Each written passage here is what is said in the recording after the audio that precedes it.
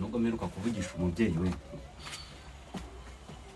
Do dore kuntu ahagaze nk'urugo rwananiye nyirarwo. None se ko mbona uzindutse akira umwana wawe. Ubwo muki? Akira. Umwana arirwa na nyina. Arirwa na nyina rero nyina aho ngejeje nawe komereza.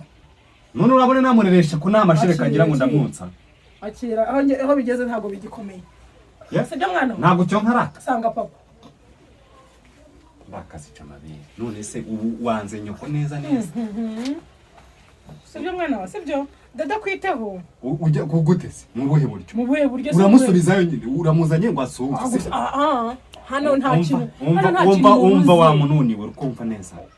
Kuba twarabyaranye uri reka nkubaze kundi vuga gahoro umwana atabyumva. Iyo wifashe ugafata umugore wagiye hahandi ukamubwira gutya imbere y'umwana nta so n'ubufite mwajye menya ibyo mubwira. Warananiranye n'umwana wanjye ugiye kumutoza imico ndayimutoza hehe? Waba ngira agashingiro nimba nguhaye inshingano zawe ngo zikurikirane mwonse agira imyaka 7 umumereze. Irindwi sibyo n'indi bigena aho bigeze yawe gikomwa umutwara. Fata umwana umujyane. Sibyo rata. Mwana wa urahitamo gusigarana na papa cyangwa uhitamo kujyana nawe? Na papa. Nose ndakotsa ngira amabere. Abakobwa nabase babivuze ukuri. Ngira amabere ngewe. Ngani. Ndakujyana na mukecuru ni uzajya konsa rero. Uzibeshye. Zingomo. Bakurerera gute kandi kiri? Zingomo none ute ugenda. Uzibeshye. Niba nshaka kujyana kwa papa. Ukumva?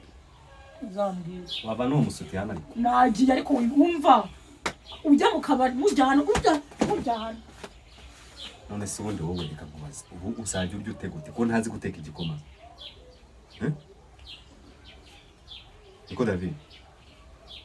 Wakwisubiraho nkaguha nyoko. Cyane.